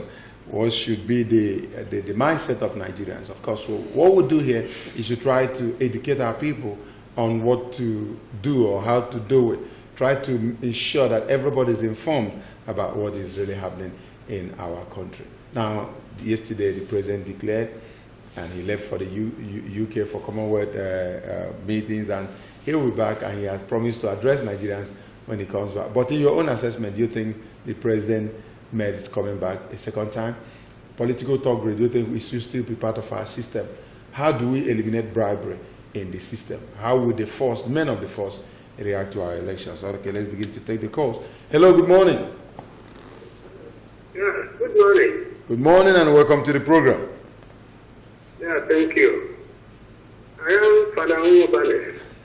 Good to hear your voice again this morning, Father Mubane. How are you today? Hello, sir. You're welcome to the program, Father Mubane. Sorry, we lost that call. Please do call back. We want to hear what it is that you have to tell us. Coming from Father Mubane. Now, gentlemen, yes. In a society like Nigeria, where we have over 180 million people, should we still be looking the way of 80, 85, 75 years old to lead us, where we all know that the job of being a president, being a head of the home, is so tedious? A nation like Nigeria, what should we be looking at, where we could get little governance, good governance, as people may say? Let's still take this call. Hello, good morning. Yeah, good morning. Yeah, Father Mubane, you're welcome back. Yeah, thank you very much. I want to add my voice to that of St. Moses, and I hope he wouldn't mind if I should differ from his opinion today. Go ahead. Moses is always my own man, and his opinion is very sound. But I want to praise the benefits of fighting corruption. I want to refer you back to the former DC, on the former IDC, where the DC will order somebody to go before him. And the later will tell the young man that one DC is asking him to bring him an envelope and so on, which one DC never wanted. It is here there in a thing all about in China's book, the corruption has a very deep-rooted foundation in our environment. Just accept it. I'm bringing you back to the problem of one day when the district commissioners were in charge of our administration here. People were even obtaining bribes and some little packages from their own brother who were to see them one day as old as that time. So that is not the problem. If I will say that the judicial process, the judicial system is part of it, he is a lawyer, and I'm not trying to be very harsh. Our judicial process is already corrupt. In the beginning, we never knew that a judge can even obtain bribes. That is not the question. When somebody is placed for trial, which we can say that somebody yesterday was tracing how Thabo Mbeki stepped down. Motlanthe came in, and Jacob Zuma came in now. Jacob Zuma has stepped down. Cyril Ramaphosa has also taken up. Can such a thing take place in Nigeria? He will jump from one court to another. From one court, before the matter is dispensed, 3 years has passed. This man will just run to a particular court, from that to Supreme Court, from there to Appeal Court, continue running up and down. There will be interlocutory injunctions here and there, delaying matter. At the end of the day, the whole thing will be exhausted. So our judicial process is part of the problem. And let's see the truth. If we don't dispense justice, first we say that justice delayed is justice denied. A friend of mine has the case in America. Say within 12 weeks, the matter is almost disposed. You know where you stand. Taking you almost 10 years over a simple matter does not help. So judicial process is not setting the process of fighting corruption. You see that in Brazil, how Rousseff was removed. Even Lula da Silva even has been given a sentence. Go back to South Korea. How the president of South Korea has been sent, which among all these people will be sentenced. Even the code of conduct, the ordinary conduct, we continue trying the matter. Saraki will end up his tenure, and that matter will not be dispensed. The judicial process is playing a little role in fighting corruption. Not the question of Buhari. I'm saying that the judicial process, you know the truth, how we fight corruption, the matter that will take a little time may take maybe actually years to be dispensed. So what I'm saying is that this is part of the reason why we suffer. The people who corner the property they are saying, belonging which are why we getting well, continue to grow rich and richer. And others join, of course, when you come in there, you join them. Okay. So what I'm saying is that if we must really fight corruption and fight criminality, the judiciary has to be properly positioned, and it will be incorruptible. You know the incorruptible judge you already do the primary in the secondary school. So I don't know what I'm doing, if it has any effect. Thank you very much. In the sense of acquiring ill-gotten wealth and using it illegal, and that is why we cannot do any good thing.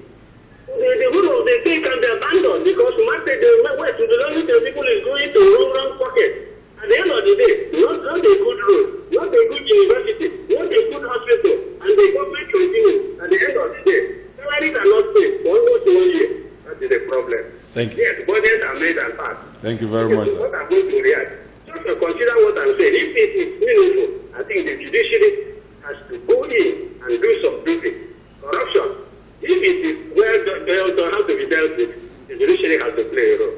Forgive me if I have offended you. I know I'm talking sense. No, you've not offended anybody, Father Mubani. Father, you have not thank offended you for calling in. Rather, because you do not know the process. Judiciary is the last hope of the common man.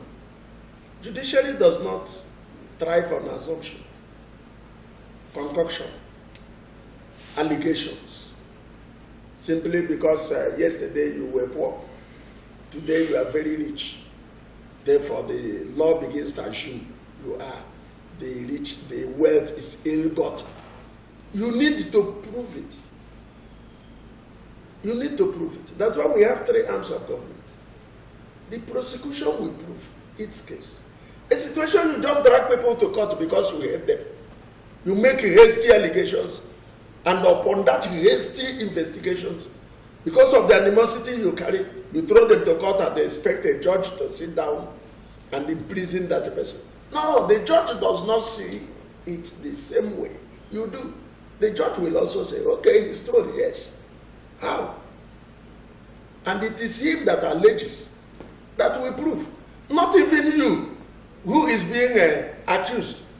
You can only defend when the onus of proof has been established and shifted to you.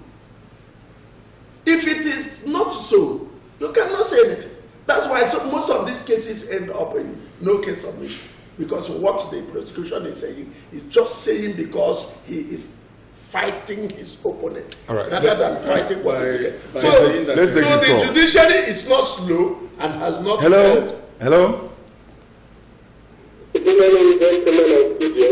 Yeah, good morning and welcome to the program. Thank you. I think I want to put my contribution in this topic. Okay. Your name? To disagree with Barrister Pelosi. Your name and where you're calling us from? I'm calling from Mississauga. All right, you're welcome to the program. Yeah, he said that Mr. President, our grandfather, have not achieved anything. It's not true.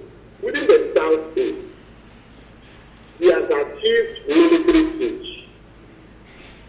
We can agree with you that every way there is a blockage. At least that is the federal presence in the South East. Nobody can deny that there is no federal presence in the South East. That siege, that military siege, is a very nice federal presence.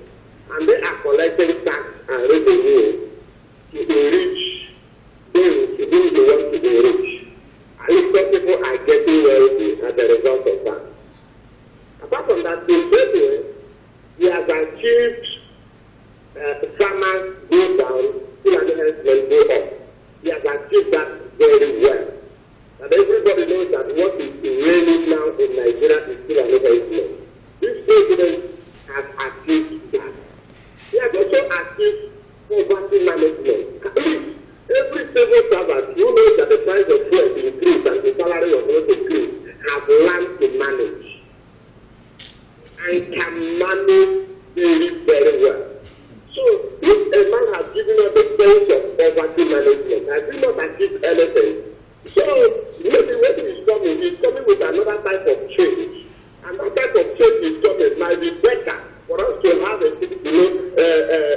they say the work is the mother of the necessity is the mother of the thing. Thank you, sir. Thank you very much, Jukes. For the first time, I agree with his disagreement. The change we are seeing is a ridiculous change. I agree with his disagreement. There's one thing I wonder why people will expect change from Mr. President. He really agree with his disagreement. Yes, I wonder why people will expect change. There is saying that a drummer cannot divorce his empirical knowledge from the dynamics of his society. His creativity in drumming is a cultural continuity of his immediate environment. So what Mr. President is doing today in politics is what he learned from the past. Even when he was putting on military uniform, he was learning from the civilians how to achieve corruption, not how to fight corruption. So by all standards, the corruption we are told that has loomed large in all his programs has been unrealizable. Until tomorrow, it will be unrealistic. So we are calling on Nigerians to sack the present government at the center so that there will be a change that will transform to change. And not just a change, but a change that will transform to a change. Talking about change that will transform to a change. Just 2 days ago, we did discuss in this very studio the issue of the controversy surrounding $322 million Abacha loot that have been related. And just this morning, federal government have come out to own up that that money was actually sent back to Nigeria December. Few days ago, the Minister of Information, the Minister of Finance, had to say categorically that the Buhari-led administration knows nothing about this money. That such money have not hit the account of the federal government. They didn't even go for it. They said that even the 2 lawyers, they said that they don't know anything about the 2 lawyers who they said was hired to facilitate the return. Paid $17 million. Since we have a treasury single account, where did it go? That's not even. Where did the fund go? That's not the funniest. The funniest is just yesterday. The president said he never approved the release of the $1 billion that has been released. When the Buratai has thanked Mr. President for releasing such money. Let's take this other call. Hello, good morning. Hello, good morning. Hello, my name is Ifeanyi. Ifeanyi, you're welcome to the program. Go ahead. Hello, Mr. Ifeanyi, are you with us? You go ahead. Yes, I'm with you. Go ahead. What do you have to tell us? Ifeanyi, listen, let me tell you. The man that disagreed with me, I agree with his disagreement. Yes. The only thing is the page. You see, there is change. Mm-hmm. But adversely. We are saying that the kind of change he is giving to us, it's not a change we can survive if he continues. And not a change. Another 4 years. We didn't anticipate this kind of change. Yes. He was talking about herdsmen, bringing army security here. That is even detrimental. What security challenge do we have here? We had only kidnapping. That is it. That the police can easily deal with. If the police were not as corrupt as the kidnappers. Oh. If we had a police that knows what they have come to do and does it, we didn't need the military. Where they need the military is up north. Where the headsmen slaughter people anyhow. Where the Boko Haram is ruling. Yes. How many states? They said defeated Boko Haram technically. Only God knows what that means. Yet Boko Haram ruling in the north. They secured 110 Dachi girls. Yes. Returned all of them who are Muslims and held back one who is a Christian. Up till today, the people that returned this, that took these girls, took them when the military knew they were coming and withdrew. Whether they like it or not, they have not proved otherwise. You see it? When they withdrew and paved way for them to come and snatch these girls. Yes. If the military said they never knew, when these girls were returned on a convoy, where were the military? They weren't there when they were taken. Why weren't they confronted? They weren't there when they came back. And it was an agreement. It was an agreement. That agreement was only made for Muslims to return, not covering the Christians. All right, we're talking about towards 2019 election. Okay, let's take this last call. Hello, good morning. Hello, my name is Ivan. Yes. All right, Ivan, you called us before. We gave you the audience. You didn't say anything. Yeah. Yes. Yes. Buhari is not a good president. You have not achieved anything. Yes. That is what I want to say. All right, thank you very much. We heard that. He has achieved something. And he has not achieved anything. He has achieved poverty.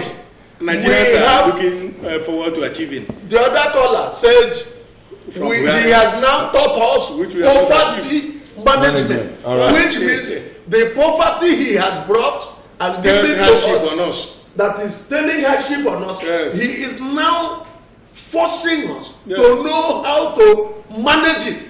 And we say, this our hunger, don't do. Right, our suffer, don't do. Thank you our mumu, don't do. Let him go. All right, thank you very much. Cannot manage it. On a last note on this, we'll continue with it. We can't just end it here.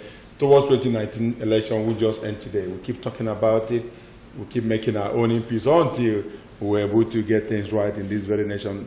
Honorable Brown, I want you to give your last comment on this. Yes, I want every Nigerian to pray for effective change, not a change that is not visible, not a change that is detrimental. So pray for a good change to come, and it is God that will bring that change. Yes, God will effect it through man. So if the present person in power cannot achieve that, God will bring somebody that will achieve it. All right, thank you very much. So hopefully it will be achieved. So Moses, your last word. I am asking every youth to get ready. Buy modern phones. Get ready. Build your WhatsApp platforms. Put the cameras ready. We will sensitize this country that everybody will know how to checkmate rigging. If you want to contest, bring your scorecard. If you're already in power, bring your scorecard. We will not any longer vote for you because you are my king's brother, because you are from my place. It's because you must perform. And we will checkmate rigging. Perform and be voted in. Don't perform and be voted out. All right, thank you very much. It's on this note I want to thank you, Abia, for also being part of it. I apologize to you that we couldn't take your calls. Those of you that are still calling, we will not be able to take it due to time. So Moses, thank you for coming on the program. Thank you. Chima Brown. Thanks a lot. It's been a wonderful one. Yes. Thank you for being here. Thanks a lot. And viewers, once again, thank you. We'll go for this very break. When we come back, it will be time for sports with Kekon Gebra. Stay with us.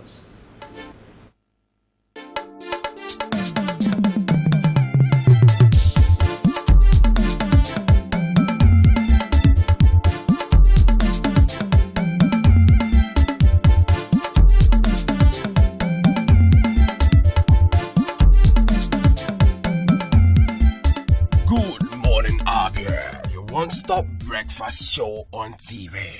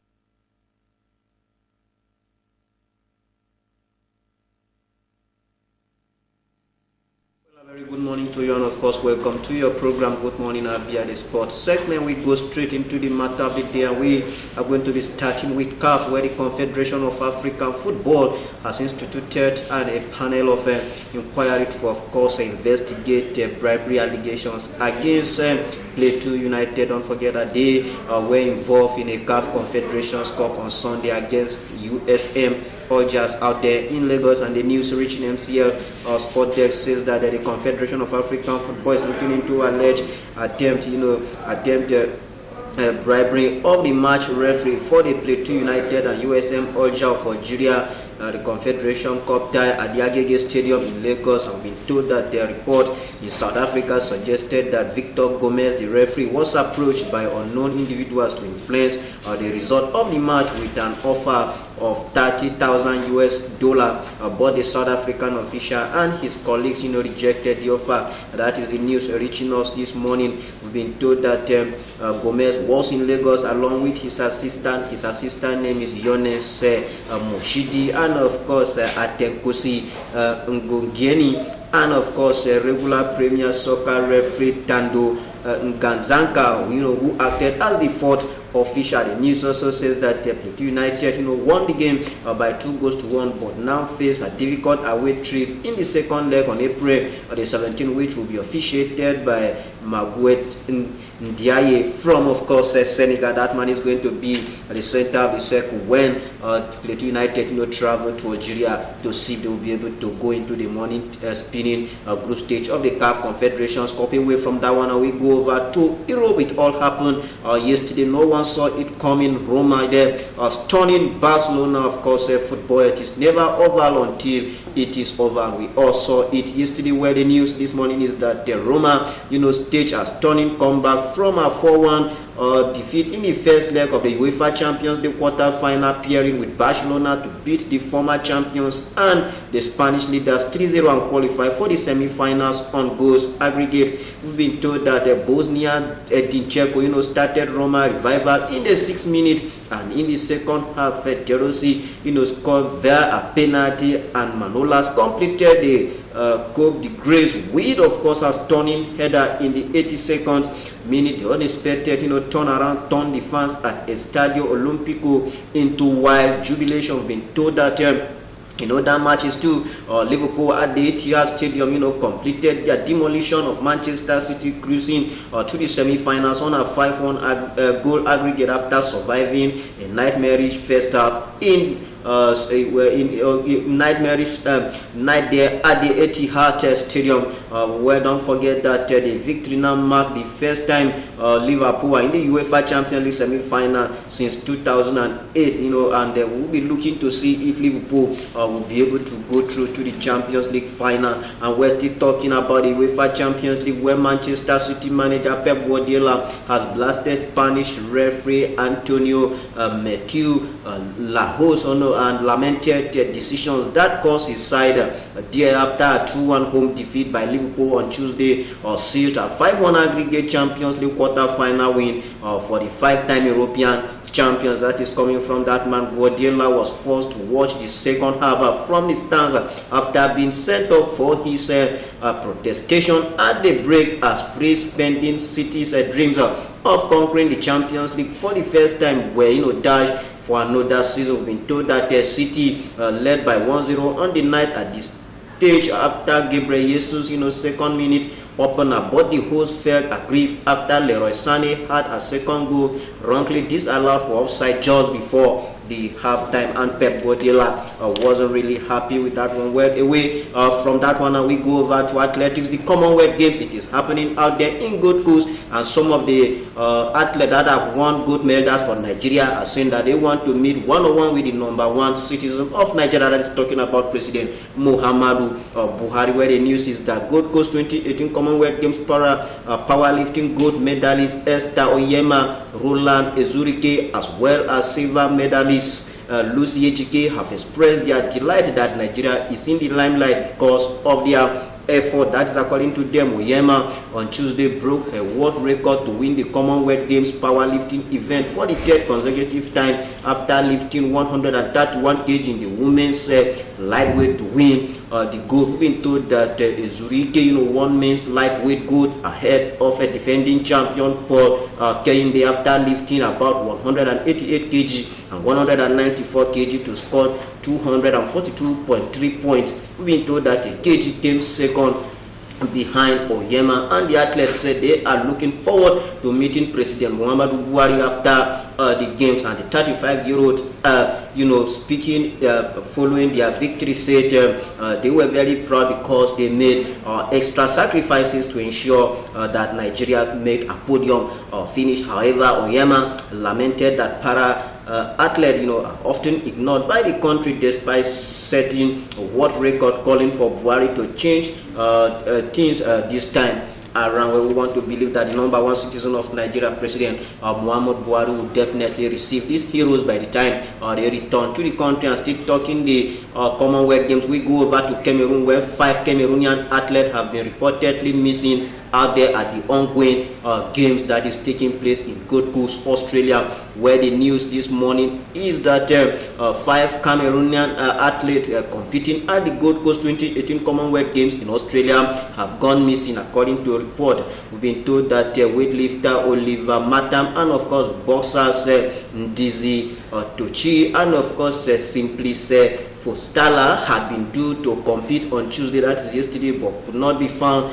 Cameroon team manager Victor Abonso has stated. He said 2 other weightlifters, Aka Angelini and of course Fiji and Mukumba Petit David, had earlier gone missing from the games at the Gold Coast, but did not specify when. The Australian police and security services, were immediately alerted about their disappearance as the search intensifies to track them down. We have been told that it is not the first time Cameroon athletes have disappeared at a major sporting event. We've been told that in 2012, 5 male boxers, a female footballer and a male swimmer absconded from the London Olympic Village. We've been told that 9 Cameroon athletes disappeared at the Melbourne 26 Commonwealth Games in Australia. Meanwhile, Clementine Numbiesi, has brought a glimpse of hope to Cameroon at the games after the 27-year-old athlete won bronze in the women's 90 kg weight lifting with a performance of 101 kg in the snatch, 125 kg in the clean and jerk, and a total of 226 kg. He hit the podium. Fiji Island alien Chikamantana, an Australian security Fascina, came first and second respectively. That is the story of Africa. Dead Nigeria can also tell you that is now number 8 on the medals table with a total of 8 medals. Don't forget that action will continue today, and the Nigerian tennis sensation that is talking about Haruna Kadri will be getting back in the singles event of the table tennis. We hope that man will continue. Another athlete here to compete, we win more medals for Nigeria. And your sport decks will always do our best to bring you up to speed with what is happening from that part of the world, where this is where we are going to be drawing the curtains on today's edition of your program. But before I go, I want to tell you that when all lizards lie prostrate, how then do you know which one suffers from belly ache? When all lizards lie prostrate, how do you know which one suffers from belly ache? Well, from me, this is where we're going to be drawing the curtains onto this edition of your program. Thank you very much, Kekon, for that sports update. And as usual, I want to say a million thanks to you, our viewers out there. Thanks for being part of the Wednesday edition of this program. I hope you enjoyed every bit of it. Unasalachi Umabia will come up right after now. We'll see you again tomorrow, same time, same station. Bye-bye.